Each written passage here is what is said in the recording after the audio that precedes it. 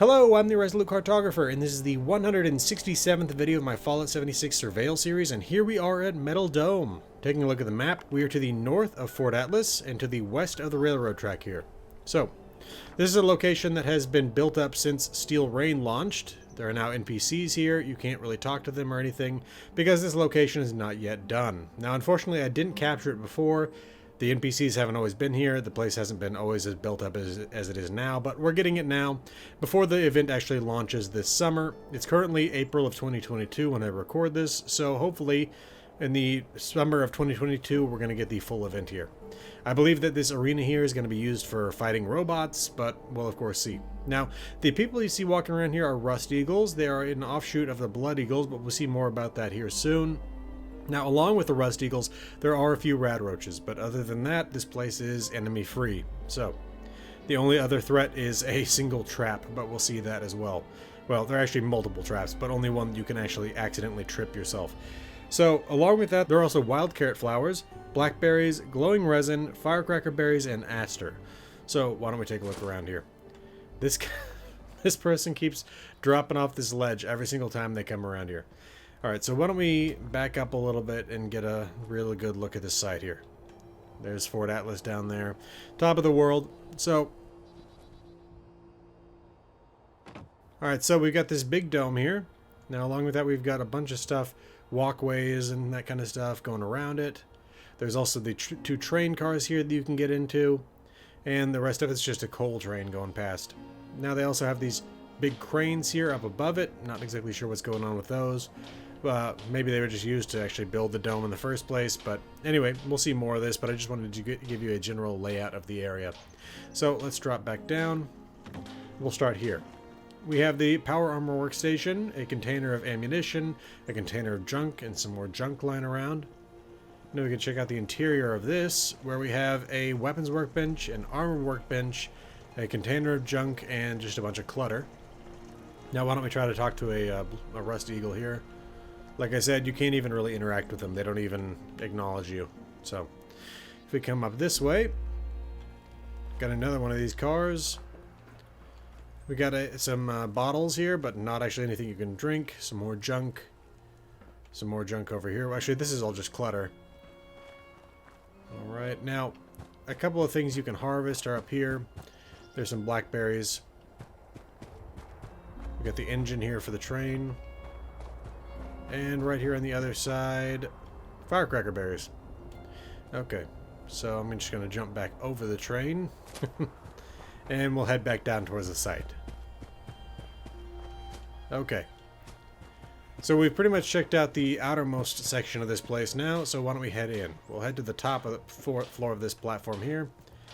Got some pepper there, and some junk. Got a blood pack there.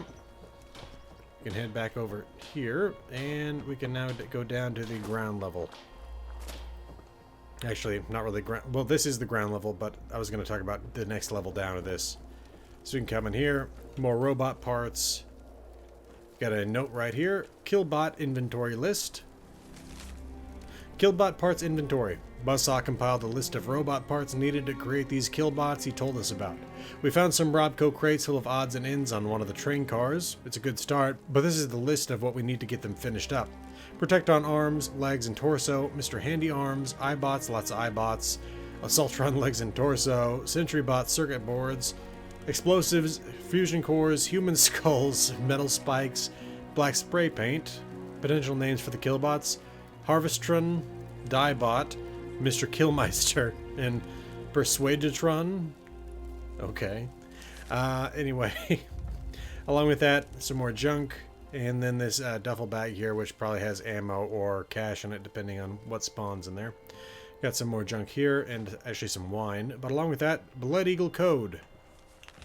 The Blood Eagle Code. Blood Eagles are loyal only to themselves and other Blood Eagles in that order. Vaulters, Settlers, Raiders either join us or die. A Blood Eagle's power is short-lived if they don't stay hungry. Only the strongest survive and rise to the top, only to be cut down by a usurper or mutineer. And so the cycle continues. Torture is the course of action when a member falls out of line, or sometimes just for fun. A true Blood Eagle has an unrivaled thirst for blood. It seems the apocalypse has a detrimental effect on our collective sanity. Honor means nothing, survival means everything, death is the answer. Alright. A little bit more detail on the Blood Eagles than I feel like we've seen before. Mostly it's just been psychotic ramblings. Now, if we come over here, there is a plan right here. And it's actually been a different outfit that I found every time. Last time it was a harness, this time road leathers. So it's interesting to see that. Now coming over here, more junk and a cryogenic grenade and some day tripper. I think I've actually found this exact stuff here before. Coming over here, more junk. A turret that looks perfectly functional but is not operating. Now then. Okay, that pretty much covers that whole structure there. We started off on the top floor, middle floor, ground floor. Now we'll come over here, where this looks like where they actually assemble the kill bots. This looks like the platform you can get in Fallout 4 to do that sort of thing. Now we can also head up over here, go to the top of this little tower, another cryogenic grenade there, and you got a beautiful view of the Menanga power plant up here. So, heading back down. Okay, we're going to head around the dome first, and on this side first. You're going to actually go around on both sides. But right here we have a viewing box. And we'll take a full look at the floor when we get down in there. A little place to sit. Some more junk. Container with more junk. Okay. Keep on coming around. Another box here. It's crazy to me that they managed to find not only windows this size, but not break them getting them up here. I have to assume it's something else. Plexiglass or something. I don't know. Not glass, I mean. Plus, I don't think you'd want robot parts flying up here. Anyway, though, coming over here, we got some more junk, and actually a Blackwater Brew there. More junk over here, more junk, and let's keep heading back over here. So, here's one of the entrances. The other entrance is on the other side. But let's, before we really get moving back along this side of the dome, let's take a look over here. So, this is an old mine here, and there's actually even a door here. It says that it's barred. Now, that's a little bit odd to me. My guess is that we're going to have some sort of content that takes place within this old mine. But to show you, give you a little bit more context on this, I'm going to jump up over this. And actually it's over there, that's right.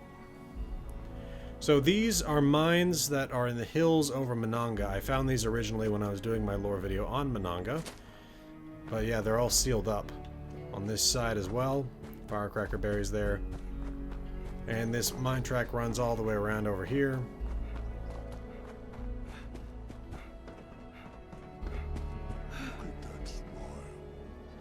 Got a super mutant over here, it sounds like. Well, dogs. Alright, and here is another mine entrance over here, this time with some skeletons by it. So, just something I wanted to point out while we were over here. And that it looks like there's probably going to be some content inside this mine over here. I mean, that may not be the case. I could just be reading into that entirely, but it seemed to me like it was probably somehow linked. And again, Menanga is just right down there. And the reason I found these things is I was following the trail of the boulders that rolled into the town, and they come down this hillside here. So, anyway, though, yeah, you can actually see it started here and went down. Anyway, though. Alright, so we're back. So this little structure, at least part of it, has been here since the game launched. And that's because I actually remember coming in here and taking a screenshot of this little trap icon, because I didn't know what raider group maybe that it represented, but no, it doesn't actually represent raiders. It does generally mean that you are in a raider location, but it's a symbol meaning trap. And there's a reason for that, and that is right there. That's the trap I was talking about earlier. If I mentioned it, I don't know. This is like the 4th time I've tried to record this because I keep messing up. But if I did mention it, it's here. Otherwise, hey, there's a trap here, and it's right here. Now, it's right here in front of this level 3 safe with some weapons, armor, and drugs inside that. Now, over here, I have found yep, there it is, a recipe right there. And there's a little bit of food. Now, along with that, we can come around here, some drugs, and a cooler full of food. Now let's keep coming around this way. Actually, did I check out this? No, not yet. Chainsaw. I found this here multiple times, so pretty good guess that you can find a chainsaw here if you're looking for one. Okay. Let's keep on coming around here.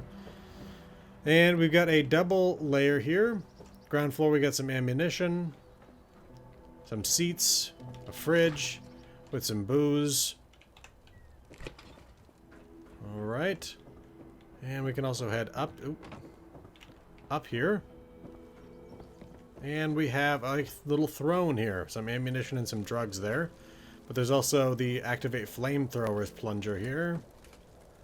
Which, yeah, there we go. Alright. And there's also the announcer's platform here.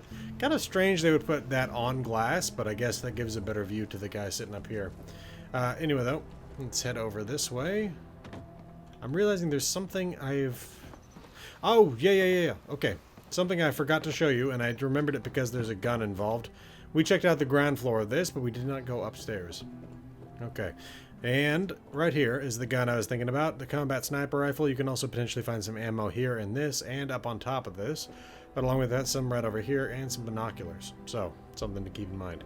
But let's get back over to this side of the metal dome. And I want to point out this as well, which is a locked cage with settlers inside of it. I guess it's not actually locked. I thought it was. But yeah, you can actually loot them as well. So anyway, though, let's head back over down here. Okay. And we are back around to this side. Again, there's the robot assembler. There's that 3-story platform we investigated at the very beginning. And we can now head into the metal dome itself. These are really steep. Getting in and out of this, I mean. Okay, so there we have it. The full scope of the arena here. But let's take a look at the individual items around this. We got bot pods around the walls, multiples of them. A lot of them, in fact, pretty big ones in some places. There's even one there in the middle in the very radioactive area. Now, there's also all this graffiti here next to these flamethrowers that I'm sure are going to be shooting at the walls. And it says, standing in front of these. We can come up here. More bot pods. Who killed the world? Alright. Again, free hugs. Okay, what's that? Winner, winner, Radstag dinner. Sounds like the flamethrowers just broke. Coming around here. Safe space. More bot pods. Actually, just one in that case, it looks like. Come closer. And yeah, there's still a little bit more. A nice Futurama reference there. Bite my rusty metal ass. Okay. Oh, and ready to test your metal? In fact, that reminds me, there's a note we need to go look at here in just a minute. But along with that, this is really radioactive in the middle. Check out this. So that was just 16 to 19, but check out what happens when you get up to the top area. Okay, that went up to 29. I've seen it go up to 70 something before. Let's see. I don't know. Only 29. Maybe I got some sort of weird anomaly when I was going through before. Anyway, though, we'll come up here. And there's a note I forgot to show you, which is right here. Care to test your metal? Construction on the new metal dome has started off on a good note. We've been able to gather enough metal from surrounding locations in order to build the skeletal frame of the dome. Buzzsaw is killing it when it comes to organizing and delegating work tasks. He has a pretty good idea of where to salvage materials to build this structure.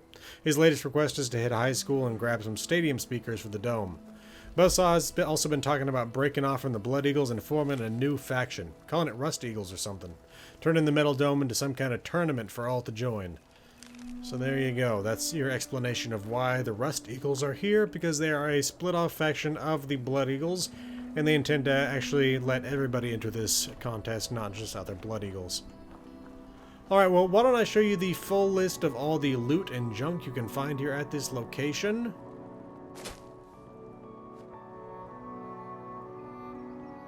Alright, well, this has been the Resolute Cartographer. Thanks for watching. I'll see you again next time.